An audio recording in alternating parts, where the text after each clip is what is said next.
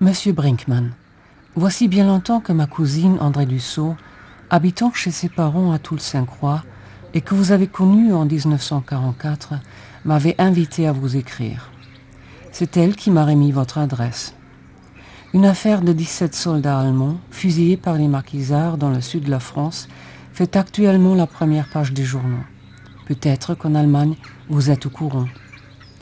Aussi, je voulais vous dire qu'ancien maquisard, stationné à Toul-Sainte-Croix, je commandais, comme sous-officier, un groupe de 7 hommes.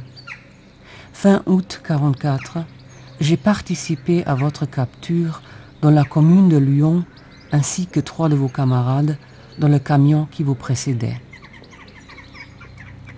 Enfermé dans la porcherie d'une ferme, vous étiez inquiet de votre sort et regardiez les photos de famille que vous portiez sur vous. Ce soir même, le chef de maquis va me trouver pour faire partie du peloton d'exécution. J'ai refusé catégoriquement, et sûrement d'autres avec moi, car cela n'a pas eu lieu. Notre refus catégorique vous a sauvé la vie à tous les 4. Nous vous avons ramené à Toul-Sainte-Croix, là où se trouvait notre casernement, à l'école du village. Plus tard, vous avez été remis dans un camp de prisonniers à Guéret. Je ne sais si vous êtes toujours de ce monde. Je suis heureux de la réconciliation de nos deux peuples et qu'elle sera éternelle. Cordialement, un ami, Dupéra. Bon voyage. Oui, ça a bien marché de venir d'ici, de Paris. C'est bien.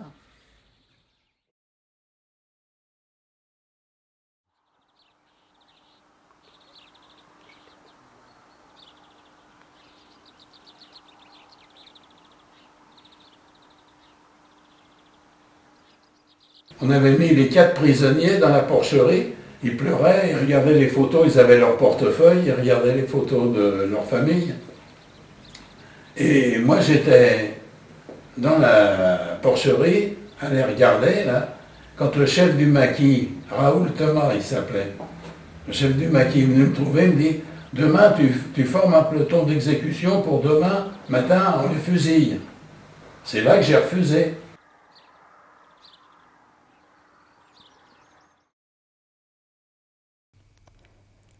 Le 9 septembre 1944, le général Botho Henning Elster rendait 25 000 soldats allemands aux Américains, à l'est d'Issoudun, dans le département de l'Indre. La retraite des troupes allemandes de la côte atlantique en direction du Reich avait commencé le 19 août. 100 000 hommes appartenant aux unités de la Wehrmacht, de la marine et de l'air traversaient en 3 grandes colonnes le centre de la France. Les colonnes furent attaquées de l'air par les Alliés et sur le terrain par les maquisards français. Mon père avait travaillé comme mécanicien sur les bateaux de la marine de guerre. Il faisait partie d'une des 3 colonnes que dirigeait le général Elster. Il conduisait une moto et suivait un petit camion avec 3 soldats allemands. Quand la colonne fut bombardée d'en eau, les 4 essayèrent d'échapper en prenant une route latérale. C'est ainsi qu'ils furent arrêtés au village de Lyon.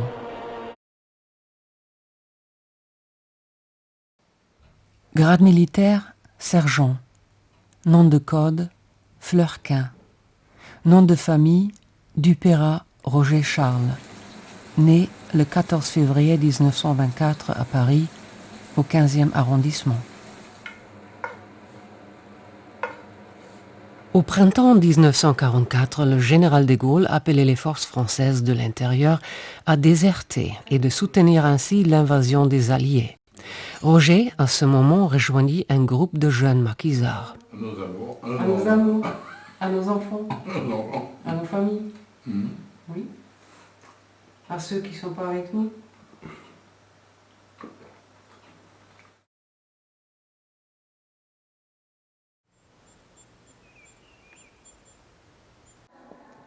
Toul-Sainte-Croix ne compte qu'une 50aine d'habitants. L'unique restaurant est fermé. Par contre, l'église romane du XIe siècle est ouverte.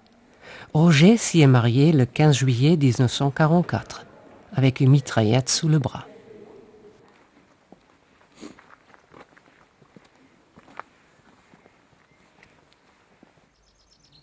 les maquisards, ils ont parfois passé même la nuit. Ah oui, moi j'y ai couché. Je vais vous faire voir. Sur un palier. J'y ai couché.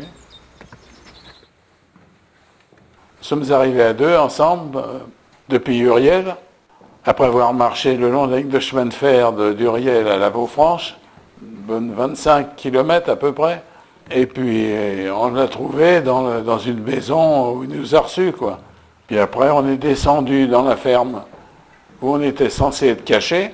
Puis on a reçu une arme. Moi j'ai reçu comme chef de groupe de combat, j'ai reçu une mitraillette. Vous voyez le château de Boussac à gauche? La ville. Oui, je vois. Vous voyez, oui. Dans l'axe de la maison qui est en bas. Je vois le château de Boussac. Châteauroux, ben voilà. Châteauroux est là. On couchait là, il passait nos nuits ici, sur ce palier. À deux, la tour était. Vous étiez à deux ou à trois? À deux, oui.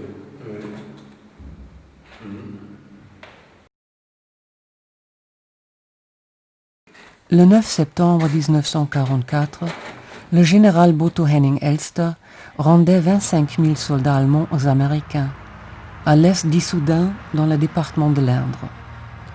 La retraite des troupes allemandes de la côte atlantique en direction du Reich avait commencé le 19 août. 100 000 hommes appartenant aux unités de la Wehrmacht, de la marine et de l'air traversaient en 3 grandes colonnes le centre de la France. Contourner le massif central par le nord-est. Voilà. Angoulême, Poitiers, Châteauroux. Direction, la frontière allemande. Châteauroux et votre père a été fait prisonnier ici. Afin de franchir la Loire à Decize, oui. Seul passage encore accessible pour les Allemands. Châteauroux, Issoudun. On était descendu en voiture avec une Citroën décapotable. On arrive dans le pays, on montait pour libérer Châteauroux. Puis finalement, on n'y a pas été parce qu'il s'est libéré la veille, on n'a pas eu besoin d'y aller.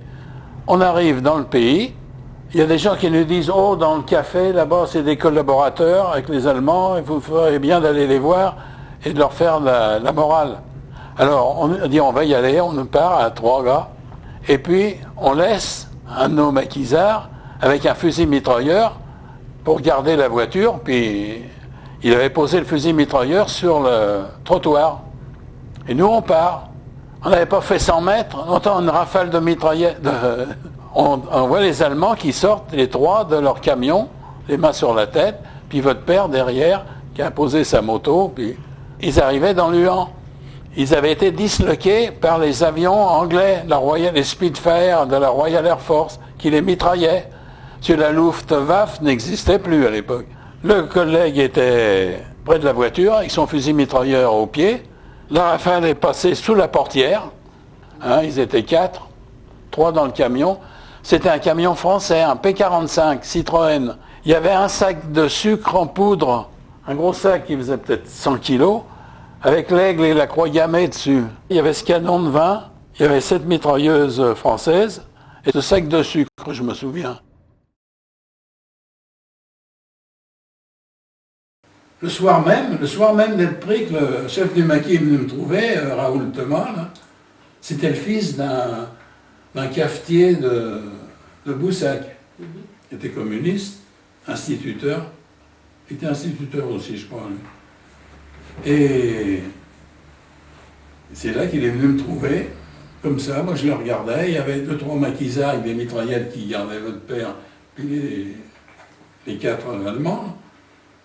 Et il m'a dit, tu prépares un peloton d'exécution pour demain matin. Il dit, moi, je refuse, je ne veux pas fusiller des gars désarmés comme ça, de sang-froid. Mon père dut d'avoir la vie sauve à l'attitude claire et ferme de Roger. Si Roger avait décidé et agi autrement, ni moi, ni ma sœur Nina ne serions là, non plus que nos enfants, Marianne et Linda.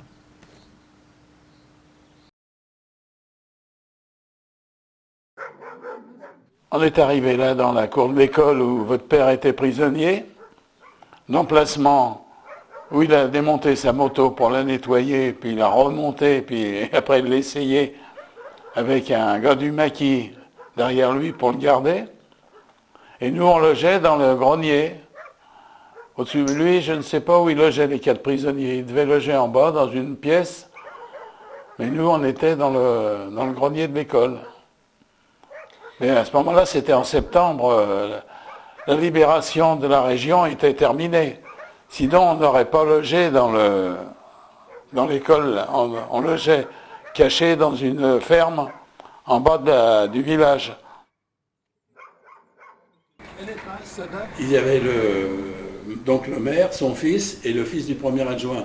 Ils nous ont tiré dessus avec des fusils et des revolvers. Et moi, j'avais pris une balle là. Vous vous rendez compte, j'aurais été un peu plus à gauche, j'avais en plein cœur. C'est mon copain qui m'a dit, mais tu saignes, ça fait 2 trous dans la chemisette.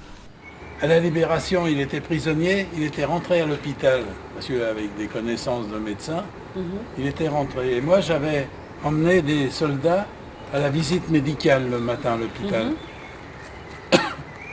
Et puis je les attendais dans un couloir de l'hôpital. Puis il y avait un policier français avec une mitraillette qui se promenait dans le couloir. Puis il me dit, vous êtes d'Uriel, vous? Je lui ai demandé comment. Comment il sait? Je dis oui. Il me dit, ben, je garde Vernet, il s'appelait le maire. Je garde Vernet, je voulais le voir. Alors je dis oui. Il m'a fait rentrer dans la pièce. Et Vernet, c'était le... Oui, le maire qui m'avait tiré dessus. Et j'ai su que c'était lui, parce que ça pouvait être lui, son fils, ou le fils du premier adjoint. Oui. Et il m'a dit, oh mon petit gars, c'est pas toi que je voulais, c'est pas sur toi que je voulais tirer. Et monsieur, il me connaissait. J'aurais pu déposer contre lui, mais... Il me plaint. C'était la libération, c'était fini.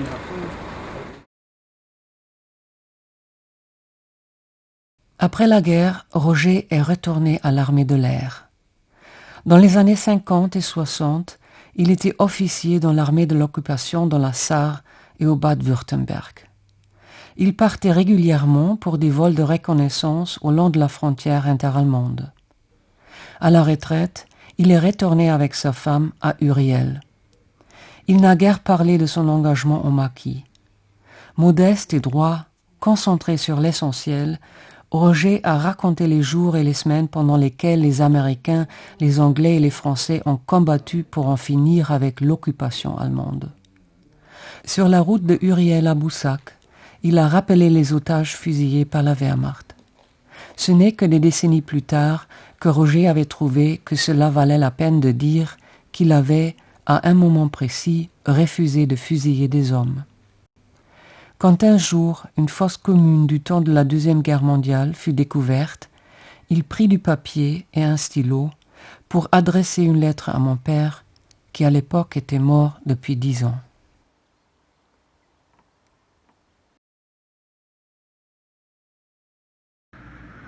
Monsieur Brinkmann, voici bien longtemps que ma cousine André Dussault, habitant chez ses parents à Toul-Sainte-Croix, et que vous avez connu en 1944, m'avait invité à vous écrire.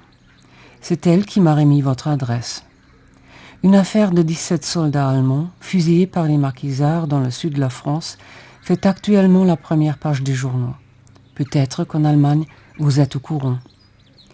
Aussi, je voulais vous dire qu'ancien maquisard, stationné à Toul-Sainte-Croix, je commandais, comme sous-officier, un groupe de 7 hommes. Fin août 1944, j'ai participé à votre capture dans la commune de Lyon, ainsi que 3 de vos camarades dans le camion qui vous précédait. Enfermé dans la porcherie d'une ferme, vous étiez inquiet de votre sort et regardiez les photos de famille que vous portiez sur vous. Ce soir même, le chef de maquis vint me trouver pour faire partie du peloton d'exécution. J'ai refusé catégoriquement, et sûrement d'autres avec moi, car cela n'a pas eu lieu. Notre refus catégorique vous a sauvé la vie à tous les 4. Nous vous avons ramené à Toul-Sainte-Croix, là où se trouvait notre casernement, à l'école du village.